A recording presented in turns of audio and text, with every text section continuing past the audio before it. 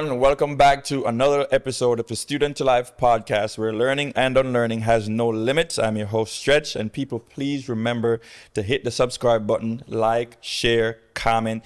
It's for the family, so you can share with the whole family. That's why it's called Student to Life, so everybody could learn from it. All right. Today we have a very, very special guest with us today. One of the legends in South Florida with me today, and I'm gonna let him tell you his story. And we have a lot of questions for him because he's going to be the commissioner of Miramar. Papa Keith. That's what's up, man. Stretch. Going on. Thank you for the opportunity, man. I appreciate it, man. Glad to be here with you. Yeah, man. welcome to Student to Life.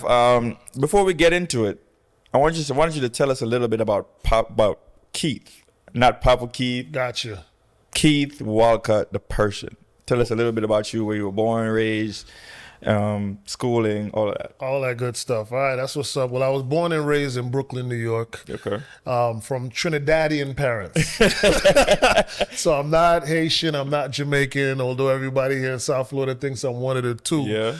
But I would say Jamaicans raised me because at a very young age, I connected with hip hop and dancehall music. Mm-hmm. And man, I used to get the tapes from Jack Ruby Lawn back in the days. And I used to mimic all of the artists and the DJs and the selectors and, and that was my thing. So, We actually thought you were Bahamian. Bahamian? That's a new one. What you saying, babe? I think that Major Hype was brave enough to beat me to that, man. But that was my vibe too when I was younger. I used to imitate a lot and emulate a lot of the Caribbean, But he's good at it, though. He's amazing, man. Yeah. But I didn't have the gall like he did to jump out there like that, So, how did you get your start in the music side of things?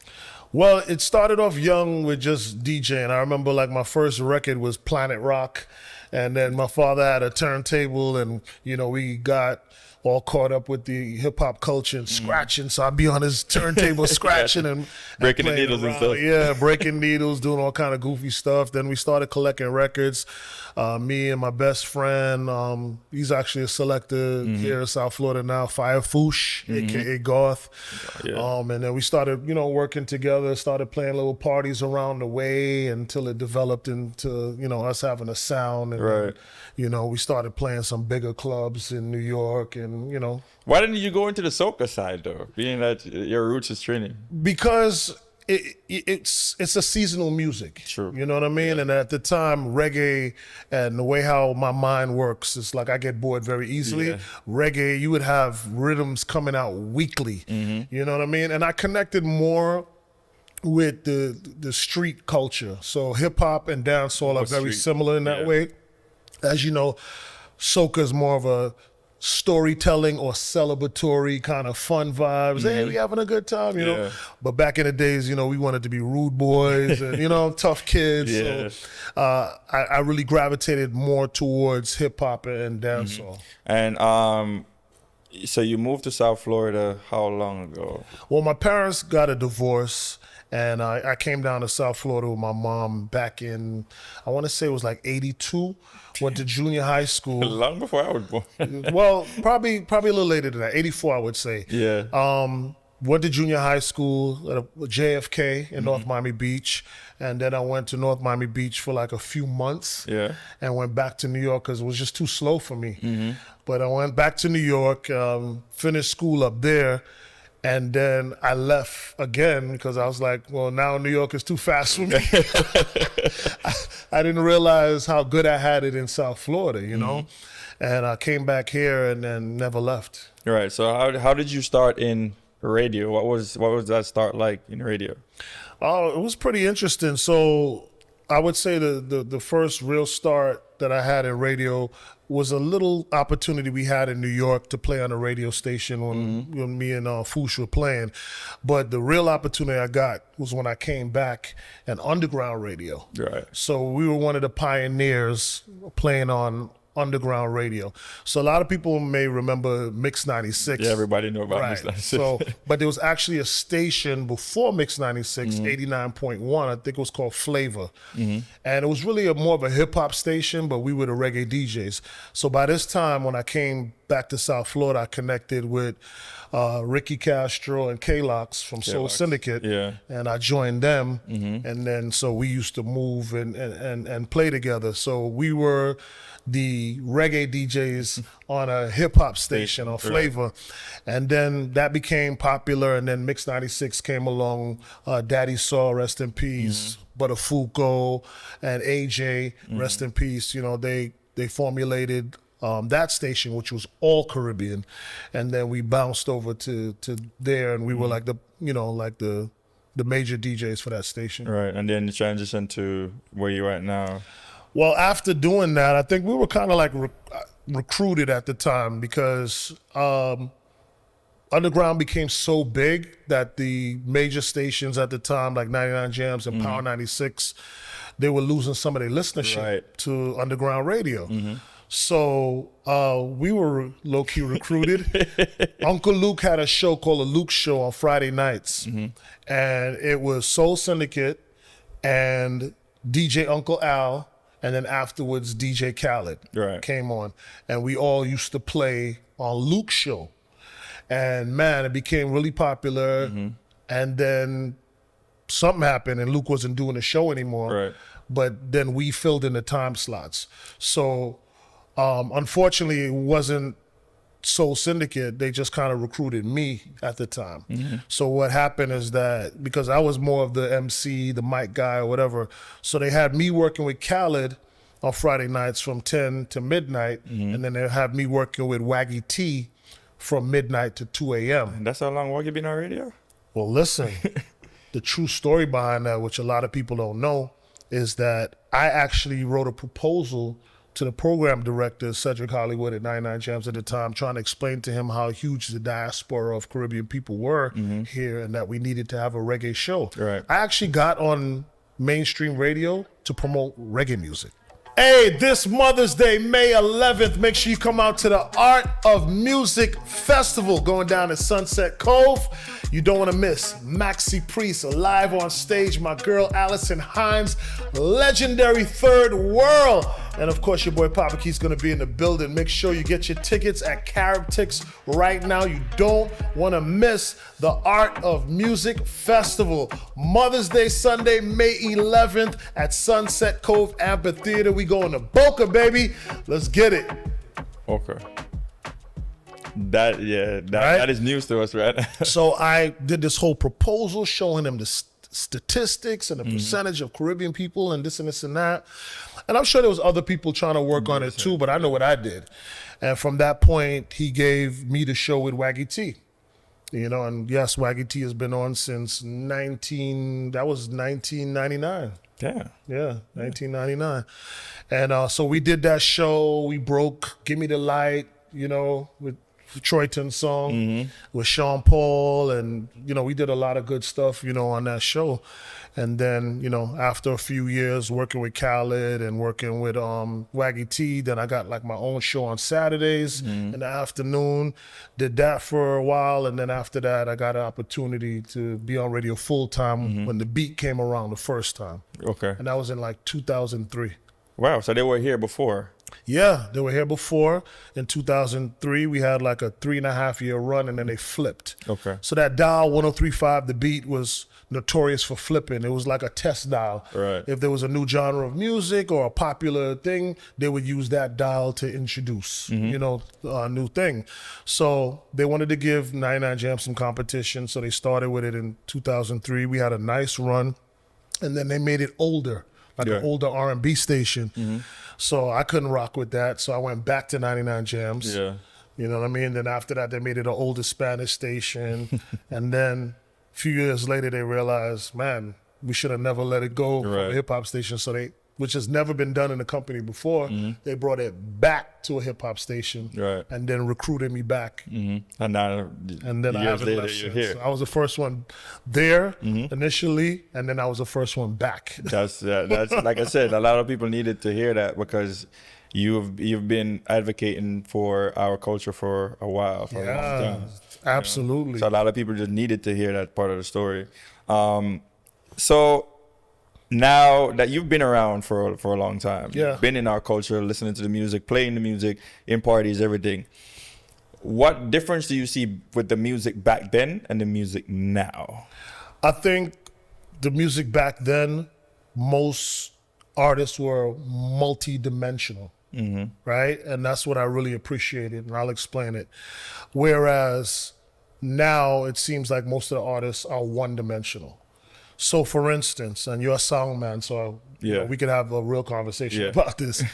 Back in the days, let's not even go too far back. Let's just go Bounty Killer and Beanie Man, right? That era, right? Late 90s, 2000s for sure. Yeah. Bounty could give you a song about badness, roots, reality, and culture, gal tune. Like Ganja. he can give you 4 or 5 solid different types of topics and hits. Yeah. You know what I mean?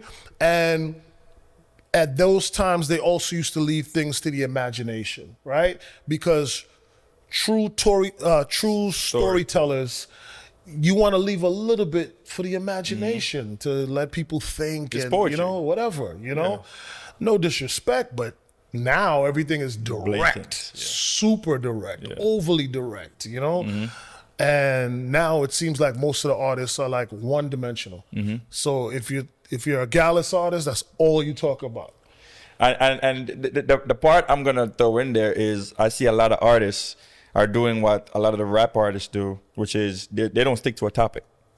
So you have an artist that's singing about it's gun, gal, ganja, scamming, everything is in one song. Right. So if I'm introing the song, I don't know what to say before the song comes. Right. Just say something because it's like so much. Remember when a ganja song is coming, they say, oh, big up the ganja man. That's it, yeah. Big up the girls, and if it's a girl song, It's a whole song about it. Now it's like 4 or 5 different topics. Yeah. One song. And it's like, bro, come on. Like, so that, you know, kind of waters it down in a sense, you know, for me. So I would say that's probably one of the biggest differences. And then another difference that I saw was like back in those days as well, you used to dance with women. It used to be a vibe. Like you went out to like actually enjoy yourself and dance, where, you know, I never thought in a million years, and no disrespect to anyone, but like a group of 6 men like doing dance routines is wild to me, you know what I'm saying?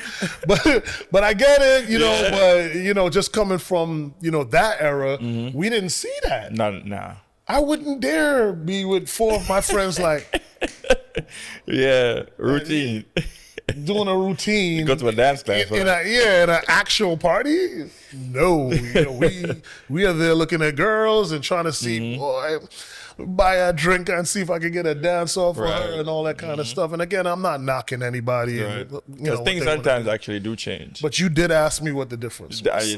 But that is the big difference if you think about it, because back then you leave your house for one specific reason. To enjoy yourself. Yes. Now it's about you gotta look a certain way because you gotta take pictures, you gotta take videos. You gotta make sure that you look better than the other person, or you're wearing what's in at the time, even though we used to do it back in the day, but now it's a lot more important on wearing the fashion everybody else is wearing, or outdressing the next person.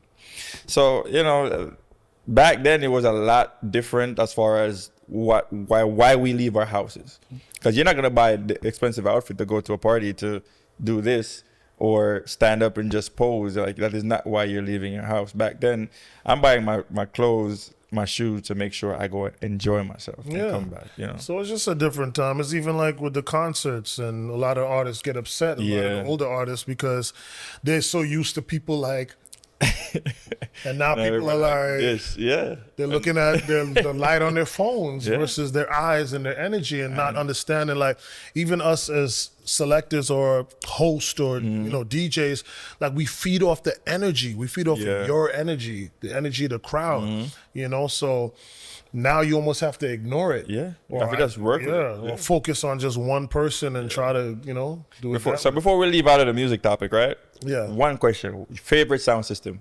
Select our sound system. Now or back in the days? Overall. That's a tough Give me 5. All right, I could do that. Not in any order. That's fine. All right, so I'd have to say Rory back in the days because he was the one who I used to emulate the Yeah. most. I recently came across his stuff. I was like, So back in those days, and it was a specific thing that I saw him do that really, like, I had a lot of respect for him. It was Q Club, which was a popular club in Queens, New Everybody York, back in talking the about Q days, Club, yeah. right? I saw this man select, MC, hold a cigarette and a Heineken in his hand. Yeah, it's written inside. Like, I was like, everybody's enjoying themselves, and I'm like this man is a god. Like, you know what I mean? I was just so in amazement. I could literally remember being in Q Club, watching him smoke, drink a Heineken, MC. headphone on his head, microphone, and picking up records to select tunes and do it like flawlessly. So Rory for sure, Jagger B for sure. He just, I mean, he still does have his way of words and finesse, and, you know. But you know, those I would say back in the days were like more of my favorites. I gotta bring up my brothers K-Lox and Firefoosh. You know, it was a pleasure, you know, working with them. And K-Lox not playing music no more. From his home, he does. He's in North Carolina now, so, and he'll make his little mixtapes and things now. But as far as like playing out, and he's not down here anymore. But you know, when you have a good connection with somebody, like, you know, they're in your brain, you're in their brain, And you just know. and it's just kind of like a seamless. That's me and my brother, Yeah, it's just like a seamless vibe, you know, and you can't make that up. It's just either something that just is there or it's not. You know, because I've tried to work with, you know, other people as well. Not the same. Gotta mention Selector Renegade as well. Yeah. You know, I forgot I used to live here. Yeah, revolutionized the sound. One of the first people to start off with the laptops. You know what I mean? And he took his stuff very seriously. Probably the only person who could have bought me up still. But I don't mind taking talk from people who I know are passionate and serious about what they do. So I always give him that respect. You know, outside of that, there's a lot of other people who are Give me one more. honorable mentions. I would say Tony Materan. You know, just to see how he kind of revolutionized the game as well. Yeah. You know, and then also having so much success after at ease, because him and Babyface was such a great combination, and then for him to like still go out on his own and have that level of success. That's Because usually when commendable. you see people break up, it's usually Facts. I don't want to call any other names. So the big question everybody's asking, why politics? Why I moved to politics? Yeah. All right, so I changed my life like about 10 years ago. And this is a true story. And I like to tell this story because I don't know what people are going through in their lives. I don't know, you know, what you're experiencing. But I thought my job was to be an amazing radio personality, make a lot of money, take care of my family, and I'm good, right? So when I was able to reach a point in my life where I was able to make 6 figures off of doing radio, I was like, oh, okay, I made it. Yeah. I bought a nice big house. I bought a Tesla when people didn't know about Tesla back in 2015. Yeah. Things was nice. So I thought, well, okay, I did it. You reached. This is it. Yeah. Dude, I felt this emptiness inside of me for like a whole year. Yeah. So I couldn't figure it out. So I started buying more things. Bought a boat, bought this, bought a motorcycle, like going through like almost like a midlife crisis type energy, you know what I'm saying? Just trying to figure out like, you know, what is my problem? Why am I not happy with what I have, you know? And ironically enough, this organization hired me as a radio personality to do a rally to vote.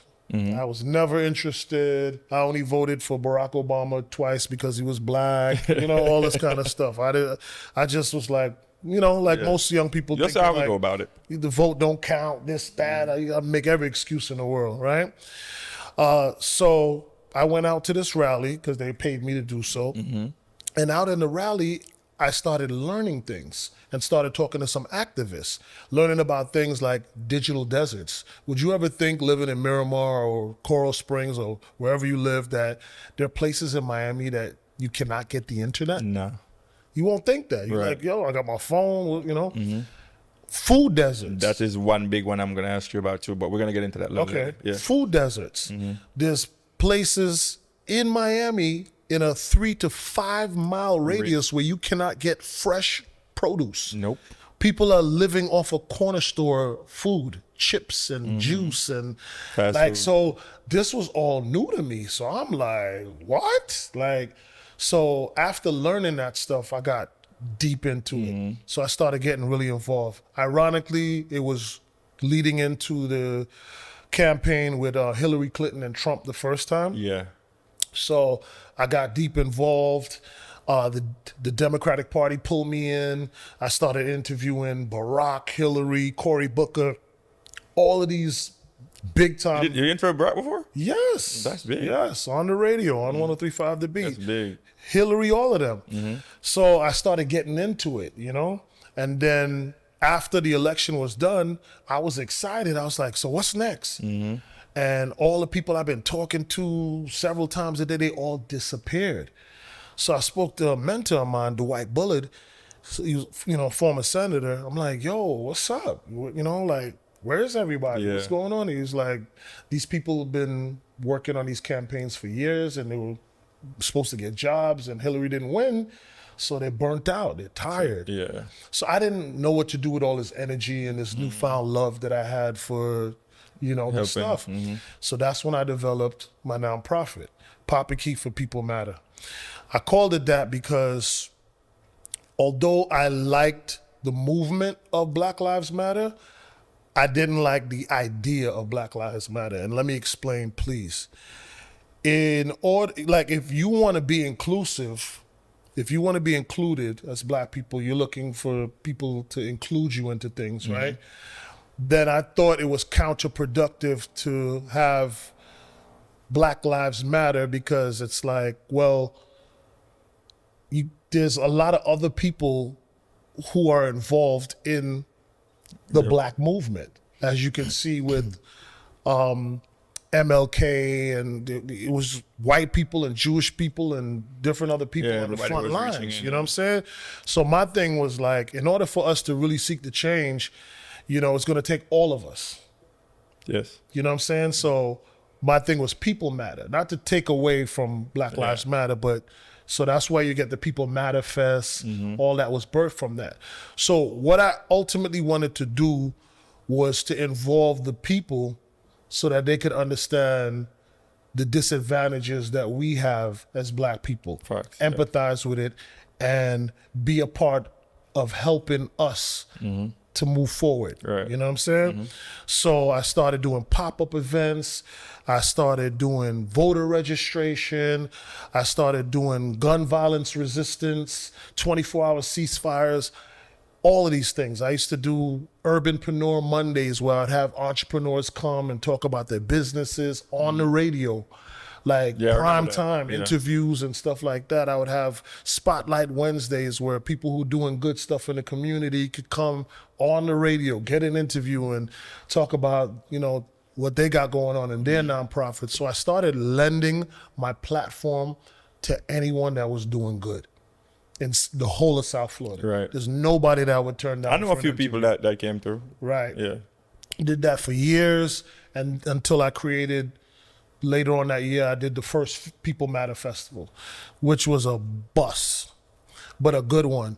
They didn't allow me to have any artists because to go even 10 years ago to any government and say, hey, I want to keep a free hip hop festival, it's not happening. You're right.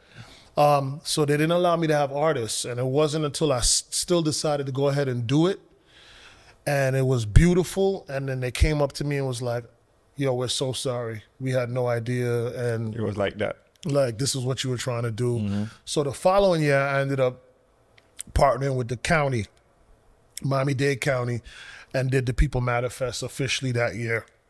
And it was a great success, and just kept on doing it until COVID, took a break after, you know, COVID, and then went back started doing it, to the last one we did last year, March, around this time. Yeah, I remember we had that. 15,000 people, Offset, Headline, Boss Man, D-Lo, and saw it, all the yeah. top rappers were there. No incidents. 24-hour ceasefire was successful. You know, so it was my way, and has been my way, of showing that we can govern ourselves accordingly. Stop robbing the kids from what they want because of fear of fights and violence, and just trust the process. Give them an opportunity, give them what they're asking for. Right. We have enough gospel shows and jazz in the gardens, but there's nothing for them because everybody's so scared. You know what I mean? Yeah. And Rolling Loud, great event, but they can't afford it. This is a free event. Right. You know what I mean? For the community, and all we ask for is a 24-hour ceasefire. Right. And like I said, a lot of people don't know. I'm up north, so hearing that is like, we need some of that on our side too, you Right. know, because a lot of communities that need that help to do a lot of this stuff. Now you're at the show, so now, because when you called me last year, it was like, I'm doing the vote. The vote Just thing. vote period, yeah. And I was like, where you going with this? And you told me, I'm gonna run for Miramar. I'm like, damn, so I can't even tell anybody until you tell somebody, because you didn't put it out here yet that you were gonna run. But that wasn't contingent on that. So Just Vote period was really me going back to the roots of where I started. Because if you remember, I started with the Hillary and Trump. But then shortly after that, there was no election to talk about. So I went into gun violence suppression with the 24-hour ceasefire. But what made me switch to Just Vote period and switch the energies back to voting, I realized I can't talk to people about suppressing gun violence and all these other issues that are happening in the community if you're not even voting. Right. If you don't understand the basics. And then also, me talking about suppressing gun violence, it only works in certain hot button areas. It's not really me talking to the masses. So me talking to somebody about gun violence in Miramar, they're gonna be like, I don't have those issues. Right.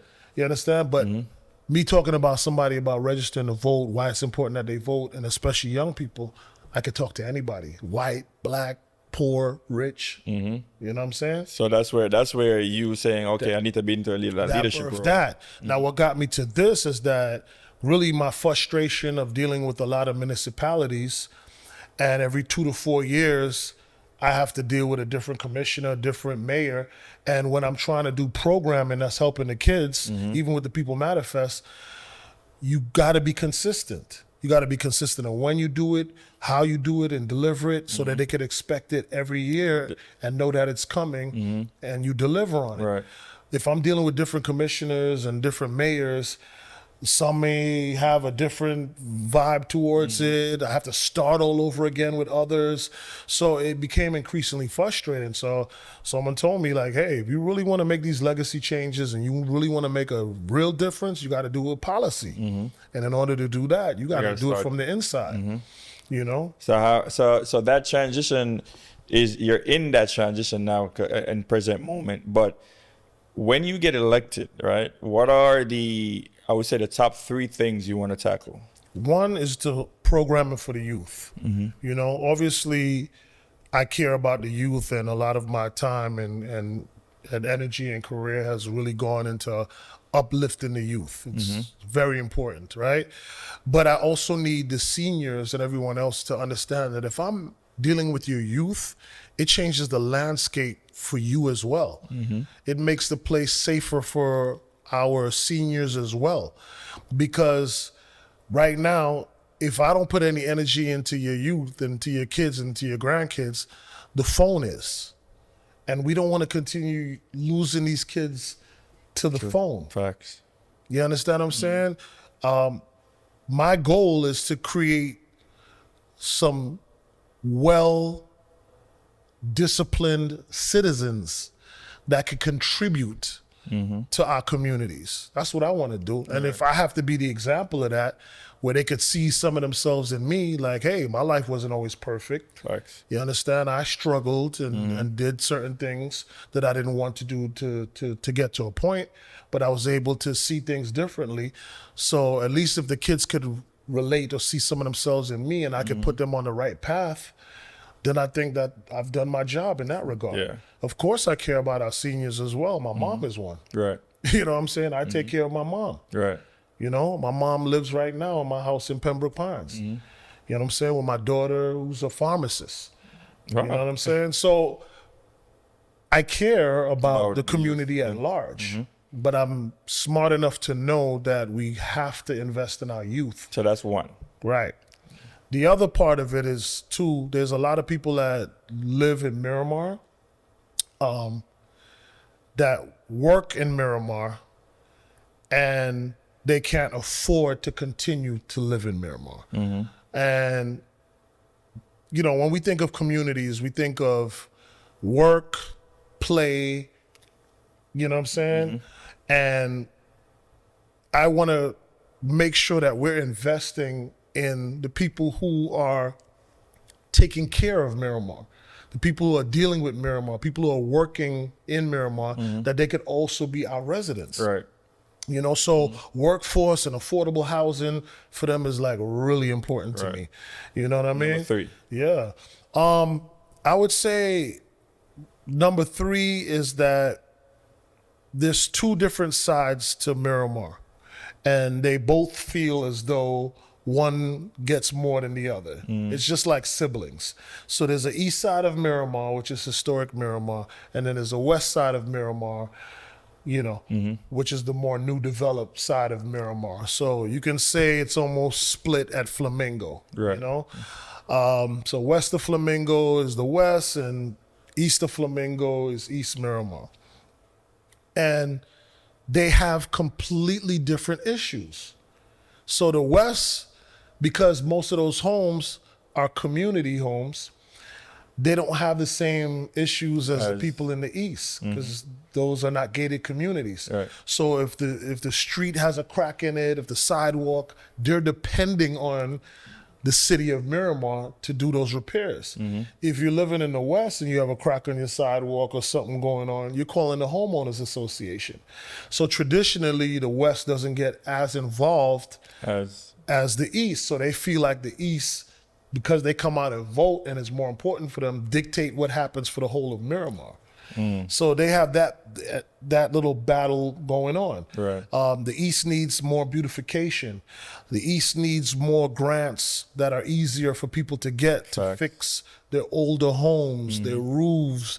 The East needs opportunities where they can choose their own vendors and not the city vendors, because you know, it's somebody's homeboy, and if the work is not good, then hey, you're stuck. Yeah. You know what I mean? So there's a lot of things that need to be cleaned up. The West, they have issues with traffic. They have issues with pipes that are bursting because of the material they're made out of, and the water pressure is really high, and it's causing issues out there. So both sides have different issues. So I want to bring everybody together and deal with everybody's issues collectively. That makes Instead of one feeling like one is getting more than the other, or this one looking out. It's all, you know, it's Miramar. Right. You spoke about you tried to start a community center before. You're gonna implement music in that community center. Oh, you remember that? Yeah. I remember you mentioned that. And so that's one of the things I would love to actually do when I do become commissioner. Yeah, because you mentioned you did it before. It's right now, and so there's Papa Keith's Music and Media Center right now at Gwen Cherry Park in Liberty City. So how that came about was I was at a Christmas toy giveaway that I would produce for the mayor of Miami-Dade County. So, you know, when I first started, I used to do it for Mayor Jimenez, and then afterwards, Mayor Daniela Levine Carver came, and I would do it with her at a park in Miami and give out toys to the kids, and we do it every year. The Miami-Dade Parks director in charge of all the parks in Miami-Dade County, Maria Nardi, was there, and I said, hey, Miss Nardi, if a kid comes to one of your parks and is not interested in bouncing a basketball, throwing a football, what else is for them to do? And I said, it'll be great if they can learn the business of music and video and TikTok and all the things that they're interested in one of your parks. Right. You know, she loved the idea. 2 weeks later, she gave me a space at Gwen Cherry Park. COVID came, so it delayed us for about 1.5 years. And then after COVID, we built that studio. Right. And then now the studio is being programmed by Guitars Over Guns that does the programming. They do programming in a lot of schools where they teach the kids music and stuff like that, because it was never meant for me to deal with the programming, only to come up with the idea and build a studio. So a former city of Miramar manager, Vernon Hargray, saw what I did and wanted me to bring that to Miramar, which I was happy about. It was like exciting and amazing. I was like, yeah, I can't wait. My hometown, let's go. So he was retiring. So we did the deal. It was a boxing rink at his enrichment center, and we scaled out the area, bought the equipment, everything. As soon as that man retired, they scrapped it. Wow. And the equipment went missing. So nobody knows where that equipment is.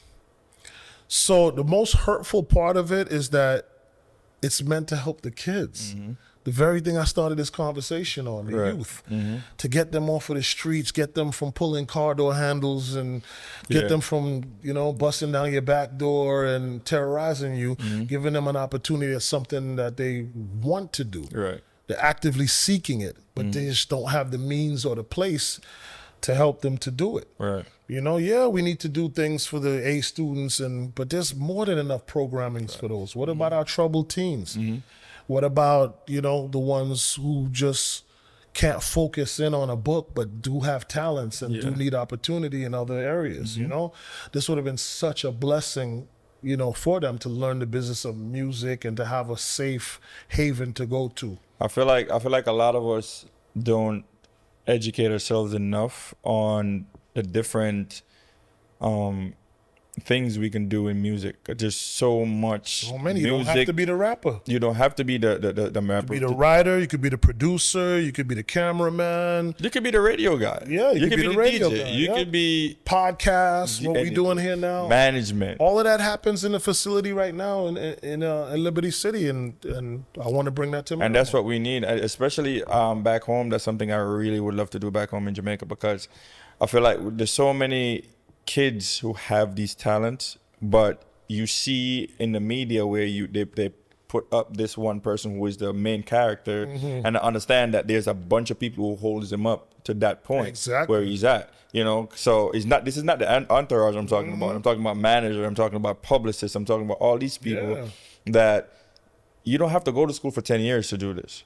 And educate them on these things that they can do. And I think that center that you're talking about definitely would be something that I really would want to do back home. So I'm looking forward to seeing that. Yeah. We're going to make it happen one way or the other. So what's the difference you see between politics and music? Because I heard the other day you mentioned something about sound clash. I was like, I want to hear, would you use that metaphor that you used the other day about sound clash? Yeah, it's so funny because a lot of people have been saying to me, like, for instance, they put out some hit pieces on me to get people to have a negative,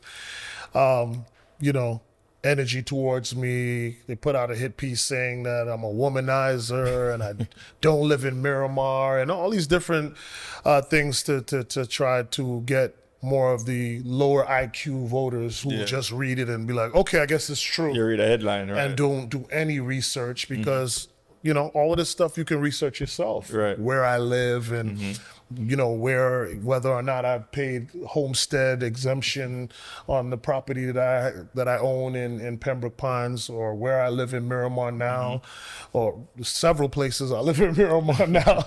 You know what I mean? But, it is what it is, right? So the difference I tell people when they say politics is a dirty and dangerous, I'm like, I'm coming from the music business where they actually kill you. Yes. Have you ever heard of Biggie and Tupac? Yeah. It's a lot more serious. So me coming from the music business where to me it's a lot more dangerous. Like I'll take somebody putting a smut ad on me any day over somebody jamming a weapon on my back and telling me to play his song or else, or boy, I never like how you disrespect me and all these different things. And and I've been through it all, running from gunshots and all these different kind of things, back over the years, and I'm that's talking about even like you said with Sound Clash, we get disrespectful. Yeah. We get personal. They with talk about your mom, your this, your dad. Nothing is safe. You know what I mean? And in front of an audience of people who are gonna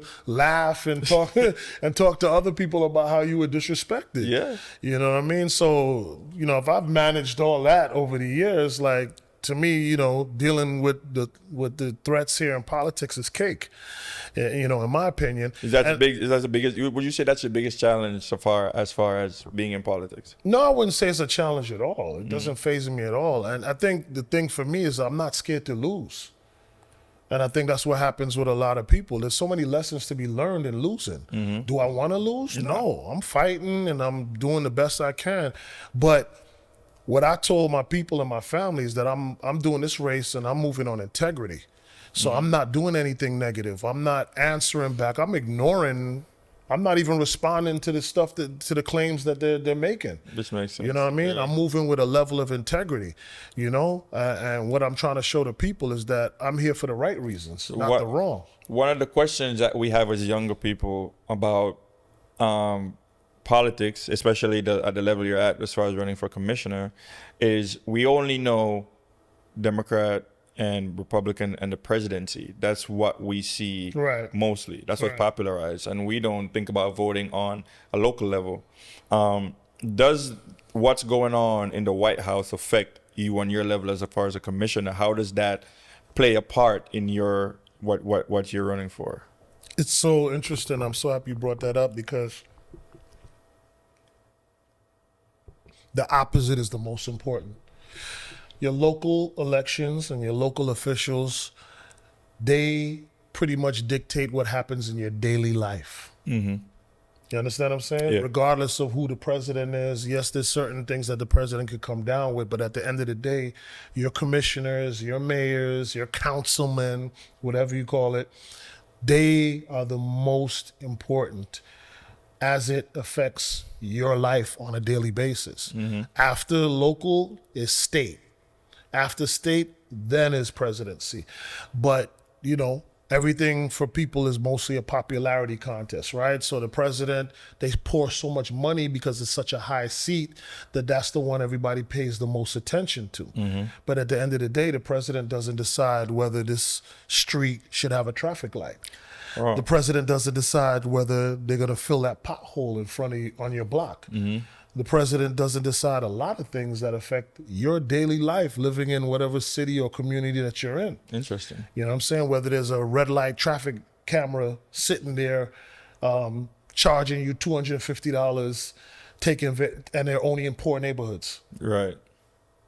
You know what I'm saying? Those are your local officials that make those decisions that affect your daily lives. So we don't know that. Like I said, the younger people, we pay attention to a lot of different things. That's not one of them because. Well, it's designed that way, Stretch. It's designed because they don't want you involved. Exactly. It's the same reason why people don't want me to be a commissioner in Miramar. It's because they're threatened by the energy and the attention. Yeah, so you're going to bridge that gap. You're going to bridge that gap because you're a familiar face to us. And everything we're talking about right now is going to reach my audience and your audience because our community of people need to be more involved when it comes to local. Because I didn't even care about it, to be honest with you. Especially as somebody who came from the Caribbean. Right. I'm just happy to be here. Right, you know what I'm saying? Right. So coming here, and I think 2 years ago, hearing people talk about voting locally, and then I started to really think about it. But even still now, I'm still trying to learn. So that's why I asked some of these questions, like commissioner level, right? You have a commissioner, like you said, you have the governors, you have the mayors. What is your responsibility as far as on the commission level compared to like mayor level? Because do you have to go through somebody else to get certain things passed if you needed to pass? Well, the commissioners work with the mayor, right? So, for instance, if we take in Miramar, Miramar has 4 commissioners, 4 commissioner seats, and 1 mayor, right? But at the end of the day, it's 5 people and 3 votes, and the mayor's included in that vote. So even if the mayor comes up with this idea and wants to do this, he still has to get the 3 votes. Okay. Or else the mayor's idea won't happen. So they work collectively to make decisions based on things that happen for the city, based on our $450 million budget. Okay. You understand what I'm saying? So these things are like extremely important. So the commissioners basically control whatever that mayor, because if he wants to do something and the commissioners don't agree on it, he can't actually do it. Right. Or the commissioner can want to do something. You understand what I'm saying? It's just the mayor kind of holds the order of the commission. Right? So almost like the leader, but he's not the dictator. Okay. You understand what I'm saying? And there's a lot of things that happen in a city. For instance, if you're paying taxes in your city and you want to know, like, why are my taxes going up every year, but I don't see nothing changing? Yeah, there might be buildings going up, but that has nothing to do with me. Right. Why am I paying all this money in taxes, or why is my water bill going up every single year? And I don't see anything different coming. Shouldn't that mean something to you? Right. So then you'd have to think, like, and I'm just making this as an example, that Usain Bolt statue. Well, how much did that cost? Right. Where did that money come from? Miramar residents paid for that. Right. Did they ask for it? I don't know. Maybe some people thought it was cool. You know, my first question was, does Usain Bolt have a house in Miramar? Oh, he doesn't. Right. Like, I can get Usain Bolt here if you want to take pictures and hang out in Miramar, eat at a restaurant, go to Barbican Square and vibe. We can get Usain Bolt here, but do we have to Give him a statue. build a statue and spend $1 million for a photo op or whatever? And again, some people may be for it, and I don't want to take that away from you, but me, in my personal opinion, is that a good way to spend the taxpayers' money? Especially when there's so much need for it other places. And I love Usain Bolt. Yeah. But hey, when I go to Jamaica, I'll go to Records and Jackson Records. Jackson Records. I was just there. You know what I'm saying? I'll go to his parties. I don't necessarily need to see a statue of him, I think our problem Park. is when politicians play politics. They use words that a lot of people don't resonate with. They use terminologies. They talk in spaces where a lot of us are not present. They talk to the same group of people all the time. So whenever there's a function going on, it's the same people every single time. I went to town hall meetings and I saw nobody my age. I'm 33 years old, bro. There's nobody in 20s in that place. I just came from a homeowners meeting before I came to do this podcast with you, Stretch. And there was 4 people there. Homeowners Association. So when you talk about local, it gets even lower. Like, homeowners association affects things that happen in where you live. Yeah. There's an officer that goes there to make reports on what the crime is and has those. I didn't even know that. Yes. So 4 people is getting that information. I went there to talk about my campaign and why people should vote for me. 4 people are there and this affects you, Yeah. but people are just so busy with their lives, and I get it. And are there different ways to make it more accessible to people? Yeah. They are. But think about the power that there is in not to. So therefore, if I'm making a decision based on all of your lives and 2 of y'all show up, and the 2 people that show up are my brethrens, we done made a decision for you. But guess what? That almost everybody that's in my community, in my area, or in a lot of areas that's living in areas with association have no idea that these meetings are happening. You know what I'm saying? That is what I'm talking about. It's like, listen, They have somewhat of an idea because respectfully, when you drive in the community, when it's time for the meeting, they'll put up a sign Not in our company. in the front. We get emails, and a lot of people don't be checking them emails. Or emails, or they'll put it in your mailboxes different ways. But that's why you have to become a concerned citizen. And that is why now, saying on the podcast, a lot of people going to watch it and be like, you know what? I think I really need to check this out, because until you said it just now, I was like, damn, I actually have an association that People has are a getting meeting. away with murder on your name, bro. And not knowing. Dude, you I don't know if you've ever experienced this. Sometimes you'll see an assessment pop up, depending on what community you live in, where they went up on the price that you're paying. So when you pay your association fee. Yeah, because it might always go up every year. Yeah, but I ain't even talking about your garbage. That's supposed to be the city. I'm talking about your association. Yes, it goes up every year. You understand what I'm saying? So don't you want to understand what you're paying for, what's going on, why this is happening, or have a say in that? Like, nah, I don't agree with that. Because a lot of people don't know they have a say in that, though. That is, like I said, that's what I'm talking about when I said the information just goes from these people in these circles. Well, this is what I want to advocate for. I want to advocate for those who are so busy. I advocate for those who just don't understand it and make it an easier process for you, because I'm going to document all of this. You understand what I'm saying? I'm going to document all of this. I'm going to tell people after I come out of commission meeting what happened. Right, and that's something that what we they need to know, and this is why they're so scared of me being in this position, because I think even your platform is very important, because if you realize, even I go on, when I hear about a commissioner, I go on their pages, and they don't have a lot of online presence. They will go to like a radio station or TV station, yes, but a lot of us are not there. Our age group is not there, and a lot of us are eligible to vote. And we don't know these things that's happening in our local government. So now decisions are being made, and you see changes happening, and you're like, yo, I didn't know about this. Yeah. You know what I'm saying? Like, I remember Lauderhill had they elected the mayors and commissioners and stuff in Lauderhill, and I went to the meeting, and I was in the meeting, and I'm like, if we as the younger folks knew about this, there would be more people here. And if we knew what we were voting for and who we were voting for, a lot of things could change in our area. But because we don't know, we don't even know why these people are here. But there's so many things that they can do to make it more inclusive for you. And those are things that I want to do. Like, and that is my point. Right. Like, for instance, why can't you do Zoom meetings? So that way people could still be a part of the process, but don't have to People don't even know that's allowed. That's what I'm telling you. That's what I'm telling So, you. like, why are we not using the technology to be more inclusive? Why are we not finding ways to include more people? Because they don't want to.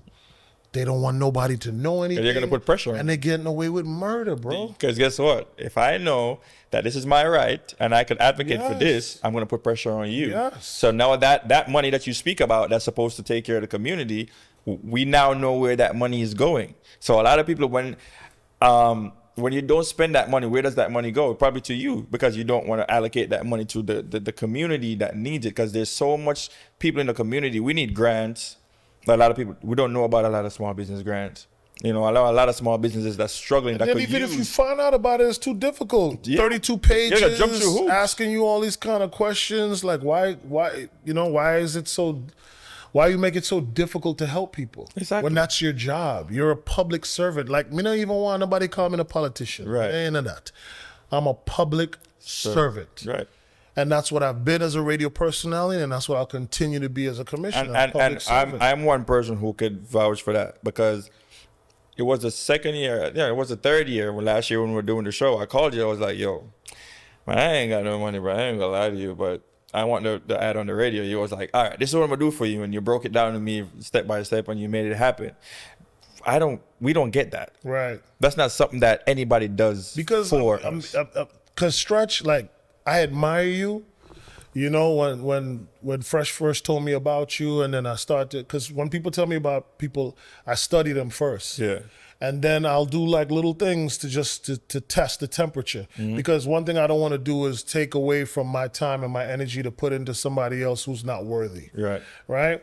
So I'll try different things. Or I'll even have a conversation with you and catch a vibe from you. Yeah. I think with you was, I didn't even think I had to test you. I think just the conversation and then just watching how like mature you were for your age and how your mentality was. And I think like, yeah, you were traveling and you were telling me about certain things. And I was like, oh yeah, this kid gets it.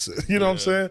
So that's my job, in my opinion, is to like be a guardrail for the future.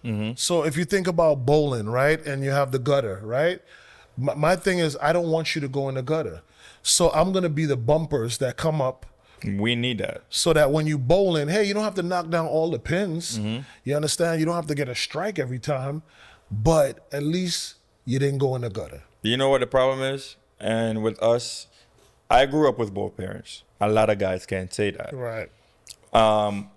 My dad is not experienced in my profession, in my area that I'm doing music. I am going out to look for inspiration, mentors, and the guys that's supposed to be mentoring you are taking advantage of you.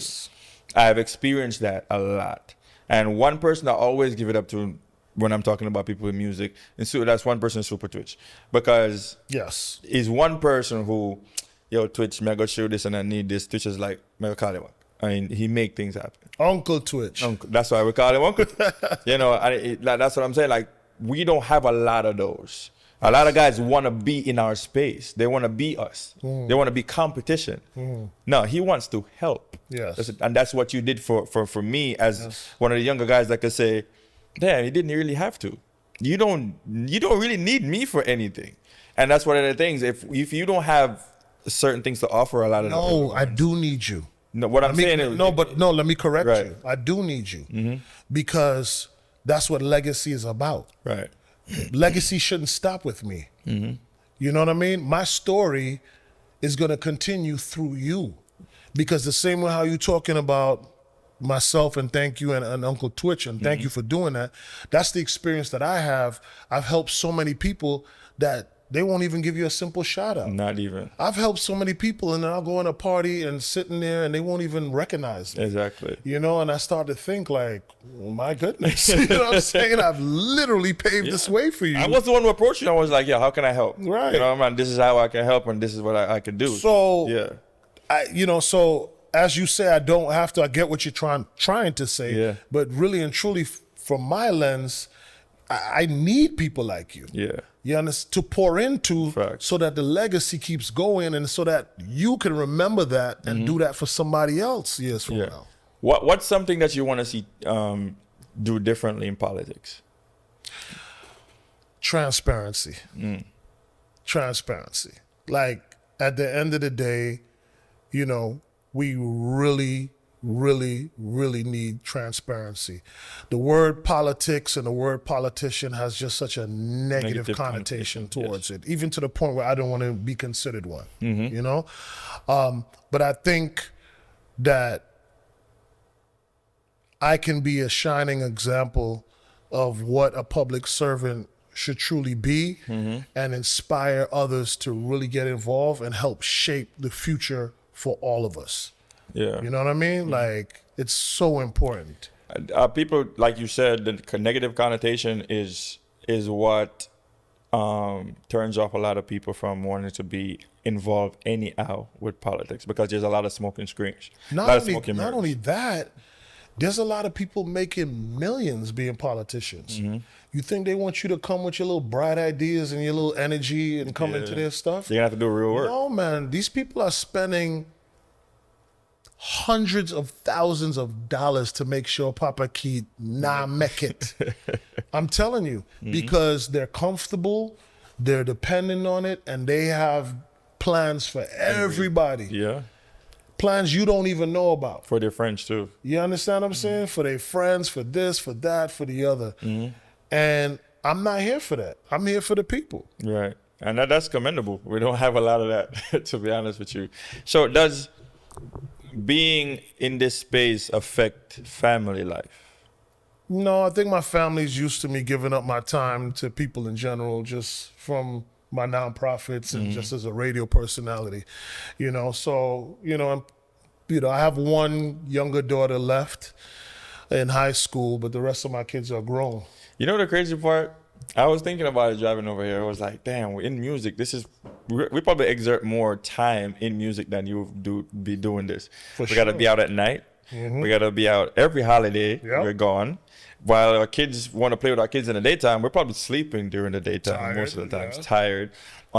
We're traveling. If we're traveling, like me, you travel all the time and play music. You don't get to spend as much time with your family. Your romantic life takes a hit too. Like that now you're on like a more steady schedule. Because most times you're working on like a 9-to-5 schedule, and nighttime you get to just chill and live a normal life. For us as DJs, people in music, we don't have that. We don't have a schedule. You know what I'm saying? So that's why I asked you how that impact that it has on your family. It did more so when when I was around your time, or in those days it did. Now with my lifestyle change and me heavy into the community, I don't do as much partying.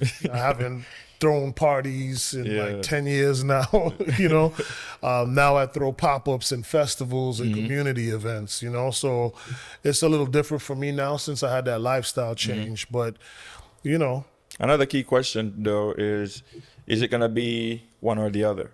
No, that's a great question, and I would love to answer that here on your show. So for all of my friends and followers and fans and well-wishers, being a commissioner in the city of Miramar is actually a part-time job, okay? So it's not meant for you to be a full-time commissioner. So you're encouraged to have a career. Okay. So I will be on the radio the day after the election on Wednesday, March the 12th. I will be back on the radio, and I'll continue to be on the radio for as long as my contract. I think I have a few more years on my contract right now. And I'm looking forward to being a commissioner and also being on the radio. Because we want to know because you're a person we could call and you're going to answer the phone. So we want to know if we're still going to call in and that's somebody front desk be like, we're going to put you through. No, I'm still going to have my radio show and I'm looking forward to being an amazing commissioner and utilizing both to help the community in Miramar. One other thing that I want to ask about that I'm very passionate about and I really want to advocate for as much as I can is mental health. And I want to know what plans do you have for that aspect of things as far as improving mental health, especially for younger youth. Well, that's part of the programming, right? So even me building a studio in Miramar for the youth to have an opportunity to learn music business and have an outlet and a safe haven, that's part of mental health right there. Okay. Like I remember when I was a kid, my father gave me two options: doctor or a lawyer. Nothing else existed. Yeah, we didn't know anything else. Nothing else existed to him as a Caribbean man, but either being a doctor or a lawyer. He wasn't a doctor or a lawyer, but he knew that if he was taking this chance and came to America to give us a better life, that he wanted me to be one of those two. I tried, but it just wasn't my thing. You know what I mean? One thing that I think it can be implemented, especially if there's a budget for it, is especially in your center, having some kind of therapist in that area, like a counselor for younger kids, could come and talk to. But you wouldn't believe it. That's you. Yeah. You wouldn't believe it, because here's my thing, right? And not to take away from therapists, they're very important. I'll go to a therapist. Right. But the kids, they want to talk to you. At least somebody there, a mentor. But this is what I'm telling you. You're the therapist. Because they see themselves in you, they believe you're doing something that excites them. You relate to them. I've gone to plenty of these Clinical therapists. Events with kids, and they bring up a therapist, and the kids is like, and then I go up and talk, and they're like, yeah. So these are the secrets and the things that I know that I'm bringing to the table that are going to benefit it, that the parents can't even figure out and understand. Even today, I can't say. I would love for you to do one thing for me, though. One thing I'm asking when you win, and I need someone to start a men's book club. Oh, okay. A real book club, like a group of men. Well, first thing we need to do is have you move to Miramar. Shit, that's gonna be tough. Because I'm here for my residents. So, you know what I'm saying? If you move to Miramar, that'll be awesome, Yeah, man. it's beneficial for me. For sure, I would. You know, but I get what you're saying, and I think that actually is a great idea. Yeah, not only a book club, but just a men's group where we can not only bounce ideas off each other. You watch the show The Shy? I love The Shy, man. All right, so you already something know. like that. Yes. But not only a place where we vent to each other, but also a place where we also educate, read books. Everybody come, you report. Yeah. What did you read this week? Give me a book report on it, and everybody educates each So other. I belong to a group called Circle of Brotherhood, and it's that type of vibe. I need to be a part of that. Yeah. I need to be a part of something like that, man. You know what I mean? Where they gather on many different aspects, and the different members can lead in their perspective interests, and then the other brothers support it. You know, and the Circle of Brotherhood is really just some dudes that did wrong in their community back in the days, and now trying to make it right. So I would love for some more information on that. However, because I need more guys to get involved in those circles. Absolutely. Because I really want to start something like that, but I don't want to start it. You know when people start something, I get excited. I don't want that. I want a group of people that's on the same level mentally to say we're gonna do this, and we could build so many things out of that, like mentorship programs. Because I do mentor at a middle school right now. I have 2 mentors. One left that school, but I still have another one. And he calls me, we talk, all these things. So I do have a mentorship program going on. But I need awesome, a group of men that we could meet outside of all of that in a space like this and just have conversations. Because that's why I really love the podcast, because I could have conversations like this. Right. And people are like, yo, I see you in parties and I don't know you could talk like that. I'm not, that's a persona. Yeah, we're not a monolith. We're not one-dimensional. You know? Exactly. So that is something that, you know. That's a great idea, but let's work on getting you to be a Miramar resident. Like I said, if it's beneficial, I'll be here. So my podcast is called Student to Life Podcast.